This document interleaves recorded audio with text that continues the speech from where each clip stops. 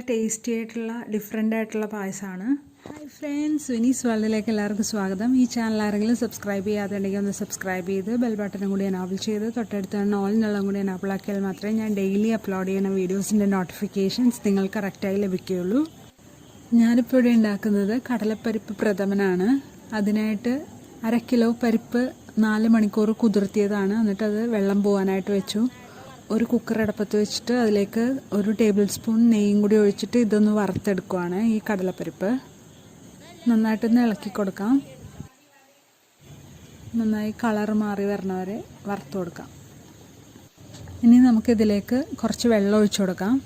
അത് നമ്മൾ തിളച്ച വെള്ളമാണ് ഒഴിച്ചു കൊടുക്കുന്നത്. പരിപ്പ് ചൂടായത് കാരണം അതിലേക്ക് പച്ചവെള്ളം ഒഴിച്ചു കൊടുക്കാൻ പാടില്ല. ഇനി ഈ കുക്കർ അടച്ചു വെച്ചിട്ട് 4 വിസിൽ കേൾപ്പിക്കാം. നന്നായി വെന്ത് വരട്ടെ. ആ സമയം കൊണ്ട് നമുക്ക് ശർക്കര മെൽറ്റ് ചെയ്തെടുക്കാം, ഉരുക്കിയെടുക്കാം. അതായത് ഒരു 900 ഗ്രാം ശർക്കര എടുത്തിട്ടുണ്ട്. അതായത് 1 കിലോത്തിന് 100 ഗ്രാം കുറവ്. അതിലേക്ക് കുറച്ച് വെള്ളം ഒഴിച്ചു കൊടുത്തിട്ട് നമുക്കൊന്ന് മെൽറ്റ് ചെയ്യാൻ വെക്കുവാണ്. ഇപ്പോൾ ഒരുവിധം ആയി വന്നിട്ടുണ്ട്. ഇനി ഉള്ളതൊക്കെ നമ്മൾ കട്ടയൊക്കെ ഉണ്ടെങ്കിൽ ഒന്ന് കുത്തി കൊടുത്തിട്ടുണ്ടെങ്കിൽ അത് പെട്ടെന്ന് ആയി വരും. ഇനി നമ്മൾ ഒരു ഉരുളിയിലേക്ക് 1 ടേബിൾ സ്പൂൺ നെയ്യ് ഒഴിച്ചു കൊടുക്കുന്നുണ്ട്. അതിലേക്ക് നട്ട്സും റേസിൻസും ഒക്കെ ഇട്ടിട്ട് നമുക്കൊന്ന് വറുത്തെടുക്കാം. ആദ്യം ഇടുന്നത് തേങ്ങാക്കൊത്താണ്. നമ്മൾ ആകെ 2 തേങ്ങയാണ് എടുക്കുന്നത്. ആ തേങ്ങയിൽ നിന്ന് തന്നെയാണ് ഈ തേങ്ങാക്കൊത്ത് എടുത്തേക്കണത്. നന്നായിട്ടൊന്ന് വറുത്ത് കൊടുക്കാം. നല്ല കളർ മാറി വരട്ടെ, അതുവരെ വറുക്കാം. ഇപ്പോൾ കളർ മാറി വന്നിട്ടുണ്ട്. നമ്മളത് എടുക്കുകയാണ്. ഇനി ഈ എണ്ണയിലേക്ക് തന്നെ റേസിൻസും നട്ട്സും ഇട്ട് കൊടുക്കാം. റേസിൻസ് ഇട്ട് കൊടുക്കുകയാണ്. ഒന്ന് ഇളക്കി കൊടുക്കാം. അത് ആയി വരുമ്പോൾ നമുക്ക് എടുക്കാം. ഇതിൽ തന്നെ ഇട്ട് വറക്കണത് എന്താണെന്ന് വെച്ചിട്ടുണ്ടെങ്കിൽ ഇനി വീണ്ടും 1 സ്പൂൺ നെയ്യും കൂടി ഒഴിച്ച് ഫ്രൈ ചെയ്തെടുക്കണ്ടല്ലോ എന്ന് വിചാരിച്ചിട്ടാണ്. ഇനി നട്ട്സ് ഇട്ട് കൊടുക്കുകയാണ്. അതൊന്ന് ഫ്രൈ ആയി വരുമ്പോൾ നമുക്ക് എടുക്കാം. ഇപ്പോൾ എല്ലാം വറുത്ത് കോരിയിട്ടുണ്ട്. ഇനി ഇതിലേക്ക് നമ്മൾ ഉരുക്കിയ ശർക്കര അരിച്ചൊഴിച്ച് കൊടുക്കുകയാണ്. ഈ പരിപ്പ് നമുക്ക് കുറച്ച് ഈ ശർക്കര പാനിയിലേക്ക് ഇട്ട് കൊടുത്തിട്ട് ബാക്കിയുള്ളത് ഒന്ന് കടിക്കാൻ വേണ്ടി മാത്രമായിട്ട് കുറച്ച് ശർക്കര പാനിയിലേക്ക് ഇട്ട് കൊടുക്കാം. ബാക്കിയുള്ളത് ഫുള്ള് നമ്മൾ മിക്സിയുടെ ജാറിലിട്ട് 2 പ്രാവശ്യമായിട്ട് അടിച്ചെടുക്കുകയാണ്. എന്നിട്ട് അത് നമ്മൾ ഈ ശർക്കരയിലേക്ക് ഒഴിച്ചു കൊടുക്കുകയാണ്. എന്നിട്ട് നന്നായിട്ട് മിക്സ് ചെയ്ത് കൊടുക്കുക. നന്നായിട്ടൊന്ന് ഇളക്കി കൊടുക്കുമ്പോൾ തന്നെ ഈ കട്ട പോലെ, ഇപ്പോൾ നമ്മൾ അടിച്ചുകൊണ്ട് വന്നപ്പോൾ ഓരോ കട്ടകൾ പോലെയാണല്ലോ തോന്നുന്നത്, അതൊന്ന് മിക്സായി കിട്ടും. നന്നായിട്ടൊന്ന് ഇളക്കി കൊടുത്താൽ മതി. ഇപ്പോൾ കട്ടയൊക്കെ പോയി നല്ല ക്ലിയർ ആയിട്ടുണ്ട്. നമ്മളിനി ഇതിലേക്ക് 1 ടേബിൾ സ്പൂൺ നെയ്യ് കൂടി ഒഴിച്ചു കൊടുക്കണം. എന്നിട്ട് ഇത് നന്നായിട്ട് വരട്ടിയെടുക്കുക.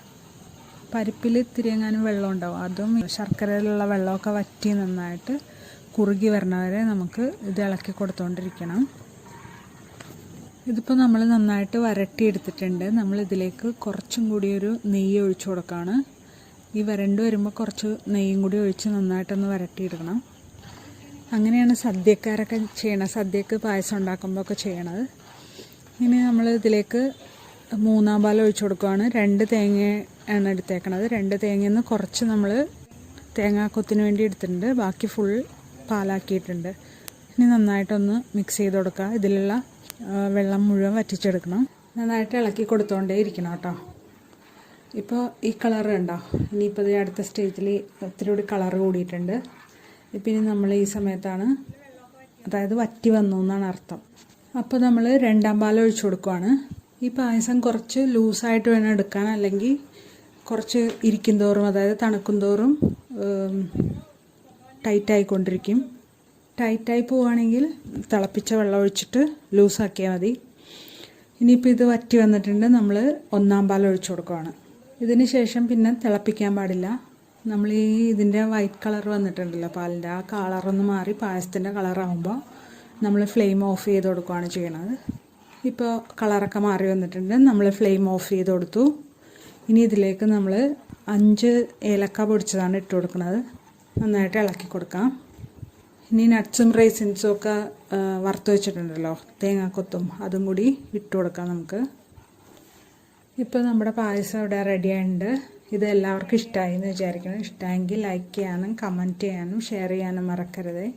സബ്സ്ക്രൈബ് ചെയ്ത് ബെൽ ബട്ടൺ കൂടി എനാബിൾ ചെയ്യണേ. Thanks for watching.